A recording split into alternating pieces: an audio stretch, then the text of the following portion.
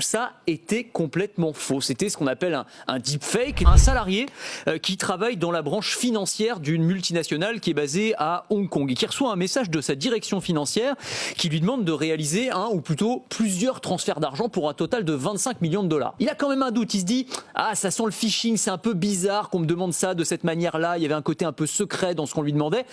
Mais là, va être organisée une visioconférence. Visioconférence, il se connecte. Ouais. Et il se retrouve face à son directeur financier, à la direction de l'entreprise. Il le connaît, il voit que c'est bien lui, c'est son visage. Il y a d'autres collègues dans la visioconférence qu'il connaît visuellement.